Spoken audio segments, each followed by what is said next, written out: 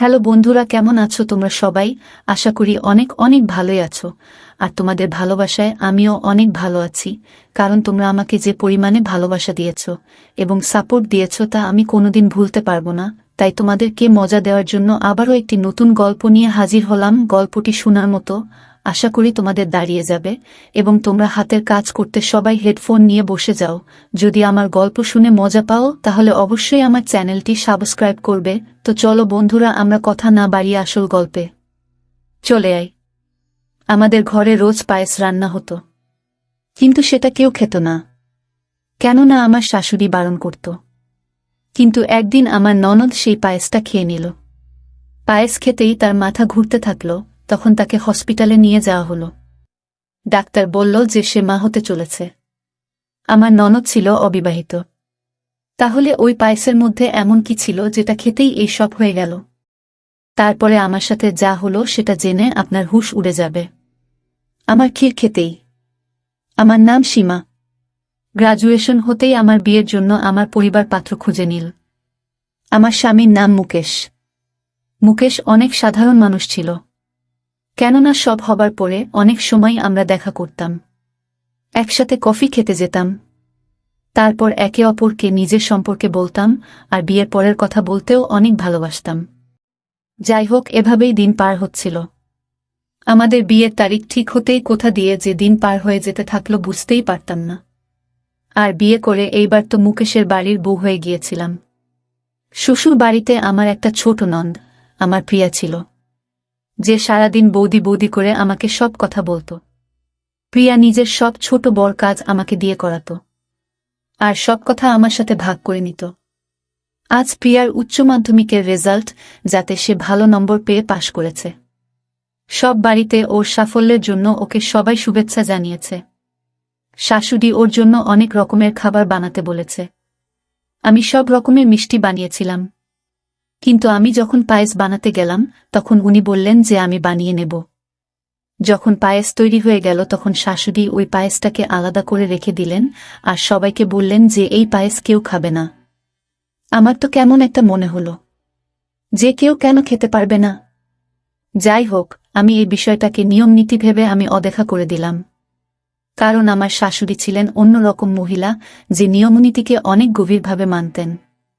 এইভাবেই দিন পার হয়ে যেতে থাকল। একদিন যখন আমি আমার ঘরে বসেছিলাম তখন মুকেশের ফোন আসলো, আর সে বলল বিকেলবেলায় আমাদের বাড়িতে কিছু বন্ধু খেতে আসবে, এই জন্য তুমি কিছু ভালো খাবার বানিয়ে রেখো। আমি মুকেশকে বললাম কি জন্য তারা আসছে। তখন মুকেশ বলল আসলে আমার প্রমোশন হয়েছে, এই জন্য আমি আমার বন্ধুদেরকে নিয়ে অনুষ্ঠান করতে চাইছি। কিন্তু আমি ভাবলাম যে বাইরে হোটেলে যাওয়ার পরিবর্তে তাদেরকে আমাদের ঘরেই ডেকে নিই, কেননা তুমি এত ভালো ভালো খাবার বানাও যে বাইরে যাবার প্রয়োজনই হবে না। এইভাবে ফোন রাখার পরে আমি খাবারের আয়োজন করতে থাকলাম। আমি রান্নাঘরে যেতেই গ্রাম থেকে আমার শাশুড়ি চলে আসলো, আর আমাকে জিজ্ঞাসা করল, বৌমা আজ তুমি এত তাড়াতাড়ি খাবার বানাচ্ছ? তখন আমি বললাম, মা আজ মুকেশের কিছু বন্ধু আমাদের ঘরে আসবে। আসলে ওর প্রমোশন হয়েছে, সেই জন্য সে নিজের বন্ধুদেরকে নিয়ে একটা অনুষ্ঠান করতে চাইছে। আমি বললাম, মা কি বানাই? কেননা আমি তো মুকেশকেই জিজ্ঞাসা করি যখনই আমি খাবার বানাই। আমার সবসময় এইটাই অভ্যাস হয়ে এসেছে যে আমি বাড়িতে যারা বর তাদেরকেই জিজ্ঞাসা করে নিই যে খাবার কি বানাবো। আমি যখন আমার বাবার বাড়িতেও কিছু বানাতাম তখন মা আর বাবাকে অবশ্যই জিজ্ঞাসা করে নিতাম, আর এজন্যই হয় এখানে আমি আপনাকে জিজ্ঞাসা করছি। তখন মা বললেন, বানিয়ে নাও, তোমার যা ঠিক মনে হচ্ছে বানিয়ে নাও। এইবার আমি অনেক রকমের খাবার বানালাম, আর তারপর যখন আমি পায়েস বানানোর জন্য পানি ফোটাতে গেলাম তখনই আমার শাশুড়ি সেখানে চলে আসলেন আর বললেন, দাঁড়াও বৌমা, পায়েস আমি বানাবো, তুমি অন্য কাজ করো। আমি বললাম যে না মা, সব কাজ তো হয়েই গেছে, প্রায় শুধুমাত্র পায়েস বানানো বাকি আছে। তখন মা আবার বললেন, বললাম তো আমি বানিয়ে নেব। তখন আমি বললাম যে ঠিক আছে। আমি এরপর আটা মাখতে থাকলাম। তখনই পায়েস বানাতে থাকলো মা, আর তারপর সেটাকে আলাদা বাসনে করে রেখে দিল। আমি বললাম যে আপনি এটাকে আলাদা করে রাখলেন কেন? তখন সে বলতে থাকলো, না না কিছু না, এমনই রেখেছি। যখন এটা ঠান্ডা হয়ে যাবে তখন আমরা এটাকে পরিবেশন করব। আমি বললাম ঠিক আছে। কিছুক্ষণ পরে মুকেশ আর তার বন্ধুরা ঘরে চলে আসলো। তাদেরকে চা আর খাবার দিয়ে কিছুক্ষণ আমি কথা বললাম। তখন তার বন্ধুরা হাসতে হাসতে বলতে থাকল, ভাই খাবার কি বানানো হয়েছে নাকি নয়? তখনই মুকেশ বলতে থাকল, সীমা এক্ষুনি খাবার পরিবেশন করবে। এইবার তো আমারও অনেক ক্ষুধা পেয়েছিল। তখনই সবাই খাবার টেবিলে চলে আসলো, আর আমি আস্তে আস্তে এক এক করে সব খাবার টেবিলে আনতে থাকলাম। যখন টেবিলে আমি পায়েস নিয়ে যেতে থাকলাম, শাশুড়ি মা আমার হাত ধরে বলল, পায়েসটা নিয়ে যেও না। তখনই আমি জিজ্ঞাসা করলাম, কেন পায়েস নিয়ে যাব না? তখনই সে বলতে থাকল যে আমি একবার বলে দিয়েছি তো যে নিয়ে যাবে না। আমি ভাবলাম যে শুধু শুধু কথা বলে লাভ নেই, এই জন্য বললাম আচ্ছা ঠিক আছে। এইবার যা কিছু বাকি বানিয়েছিলাম সেই সমস্ত কিছু ওদেরকে পরিবেশন করলাম। সব লোকেরা খাবার খেল। এবার তো ওর বন্ধুরা খাবারের অনেক প্রশংসা করল। আমারও অনেক আনন্দ হতে থাকল। আমি খাবার বানানোর জন্য অনেক পরিশ্রম করেছি। সব লোকেদের খাবার এত পছন্দ হলো যে আমার শুনে অনেক সন্তুষ্টি হল। যাই হোক, সবাই খেয়ে বাড়ি চলে গেল, আর আমরাও যে যার ঘরে চলে গেলাম। একদিন শাশুড়ি পায়েস বানিয়ে টেবিলের উপর রেখে দিল। তখনই গ্রাম থেকে একজন কাকিমা আসলো। শাশুড়ি মা তার সাথে কথা বলতে শুরু করল, আর সেই পায়েসটাকে সেখানেই টেবিলের উপরে রেখে ভুলে গেল। তখনই প্রিয়া কলেজ থেকে আসলো, আর আসতে না আসতেই জিজ্ঞেস করে সেই পায়েসটা খেয়ে নিল। যখন আমি দেখলাম যে প্রিয়া পায়েস খাচ্ছে, তখনই আমি তাকে আটকানোর চেষ্টা করলাম। কিন্তু আমি যতক্ষণে সেখানে পৌঁছেছি ততক্ষণে প্রিয়া সেই পায়েস খেয়ে ফেলেছিল। আমার এইবার প্রাণ বেরিয়ে যাওয়ার মতো অবস্থা হলো। এবার জানি না মা কি ব্যবহার করবে। আমি প্রিয়াকে বললাম যে এটা তুমি কি করলে? মা কাউকে এই পায়েস খেতে দেয় না, অন্তত খাবার আগে জিজ্ঞাসা তো করে নিতে পারতে।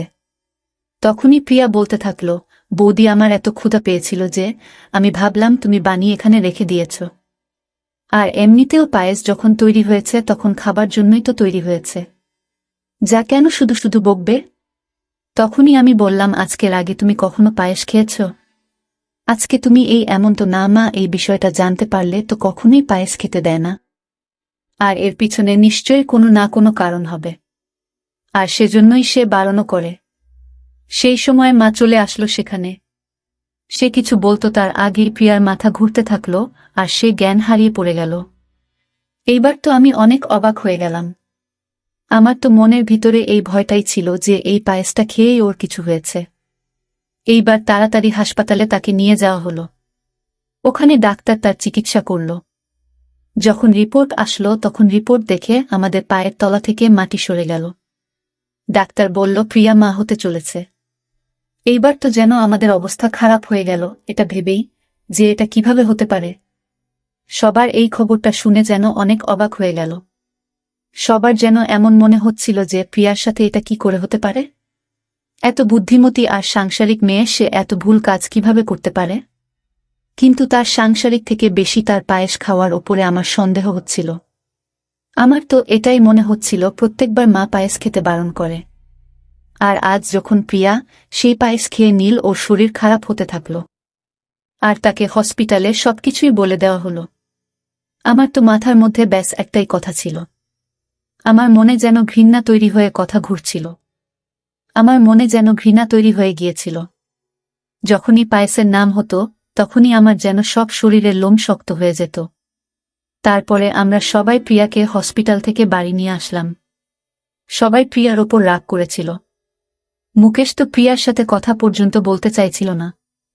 তার তো এটাই মনে হচ্ছিল যে প্রিয়া সব সমাজে তাদের নাক কাটিয়েছে। সবাই প্রিয়ার উপরে রেগেছিল, কিন্তু প্রিয়ার দোষ তো আমার চোখেই যেন আসছিল না। আমার তো মনের মধ্যে খালি থেকে থেকে একটাই কথা আসছিল, আর সেটা হল পায়েস খাওয়ার কথা, যে নিশ্চয়ই ওই পায়েস খাবার কারণেই এইসব হয়েছে। কিন্তু এখনো মা পায়েসের ব্যাপারে কিছু বলতে রাজি ছিল না। তারও এটাই মনে হতো যে প্রিয়াই এই সমস্ত কিছু করেছে। সে কিন্তু নিজের কর্মকাণ্ডের ব্যাপারে কাউকে কিছুই বলেনি। তখনই আমি মুকেশকে নিজের কাছে ডাকলাম আর বললাম, আমি অনেকদিন থেকেই তোমাকে কিছু বলতে চাইছিলাম, কিন্তু সুযোগ হচ্ছিল না। তখন মুকেশ বলল, কি হয়েছে? আমি বললাম যে কিছুদিন আগে যখনই আমি পায়েস বানানোর জন্য চেষ্টা করতাম তখন মা আমাকে বানাতে দিত না, আর নিজে বানাতো। আর যখন তোমার বন্ধুরা ঘরে আসলো ওই দিন মা নিজেই পায়েস বানিয়েছিল। সেটা একটা আলাদা বাসনে করে আলাদা রেখে দিয়েছিল। আর এখন তো সে রোজ পায়েস বানায় কিন্তু কারো খেতে দেয় না। আর আজ যখন সে টেবিলের ওপর পায়েস রেখে ভুলে গেছে তখনই প্রিয়া এসে ওই পায়েসটা খেয়ে নিয়েছে। আর তারপর থেকেই তার সাথে এই সমস্ত ঘটনা ঘটে গেছে। কিন্তু মুকেশ আমার কথা শুনে হাসতে থাকে আর বলল, পায়েস খেলে আবার এমনটা হয় নাকি? তুমি কি প্রিয়ার ভুলটাকে মুছে দেওয়ার চেষ্টা করছ? মুকেশ এইবার আমার ওপরেই রেগে গেল। কেউ আমার কথা বুঝতেই চাইছিল না। তারপরে আমি প্রিয়ার ঘরে গেলাম আর তাকে ভালোবেসে জিজ্ঞেস করতে থাকলাম, প্রিয়া, যদি এমন কোনো ঘটনা ঘটে থাকে তাহলে প্লিজ আমাকে বলো, আমি বাড়ির সবার সাথে কথা বলি। তখনই প্রিয়া কাঁদতে কাঁদতে বলল, বৌদি, এরকম কিছুই আমি করিনি। আজ পর্যন্ত আমি কারোর সাথেই কোনো সম্পর্কেও আসিনি। আমি প্রিয়ার মুখ থেকে পরিষ্কার শুনতে চাইছিলাম যে সে নিজের জায়গায় নিজে ঠিক আছে। কিন্তু এবার আমি পরিবারের সদস্যদের কিভাবে বোঝাবো? আমি শাশুড়ি মায়ের সাথে কথা বলার কথা ভাবলাম। তখনই মা বলতে থাকল, প্রিয়ার কোনো কথা তুমি আমাকে বলতে এসো না, এটা হয়ে তুমি কিছু আমাকে বলতে এসো না, এটা প্রিয়ার ভুল। তখনই আমি আমার মাথা ধরে বসে গেলাম আর ভাবতে লাগলাম যে জানি না যে আসলে হচ্ছেটা কি।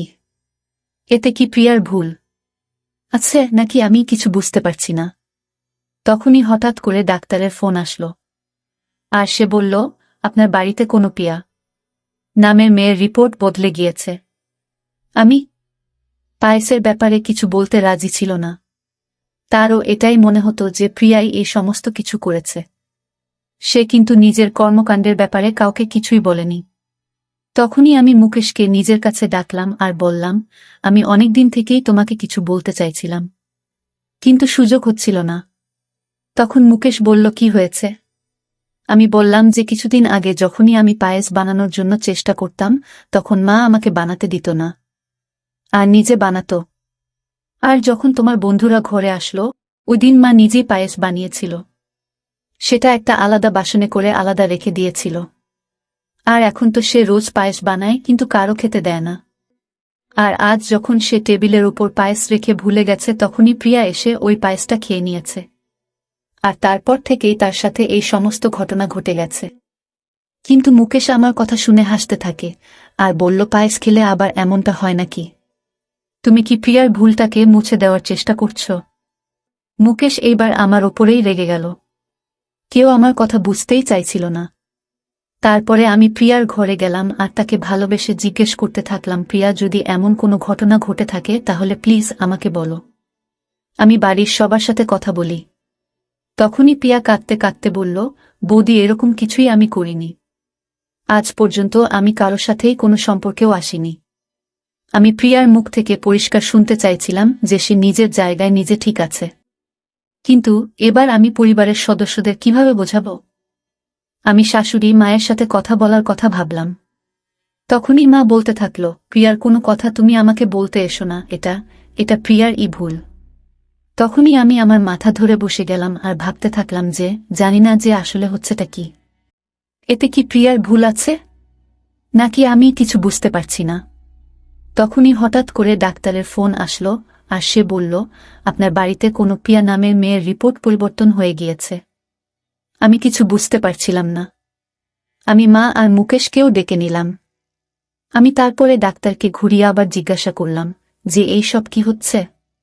তখন ডাক্তার বললেন, আপনারা হসপিটালে চলে আসুন, সবকিছু জেনে যাবেন। আমরা রিপোর্ট নিয়ে হসপিটালে যখন পৌঁছালাম আর ডাক্তারকে বললাম, তখন ডাক্তার বলল, আসলে আমাদের এখানে আরেকটি মহিলা চেকআপের জন্য এসেছে, যার নামও প্রিয়া ছিল, আর উনার রিপোর্ট আপনাদের কাছে চলে যায়। আর এই নিন, এটা আপনাদের রিপোর্ট। আর এর মধ্যে আসলে কিছুই নেই।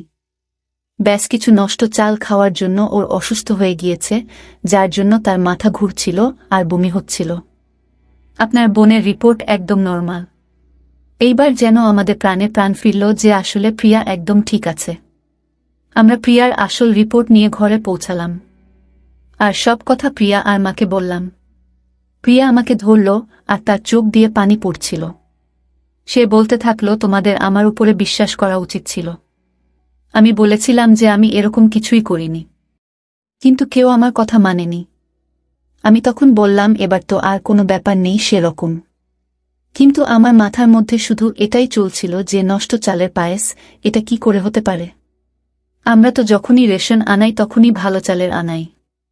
আর তাহলে এই নষ্ট চালের পায়েস এইসব কি ঘটছে?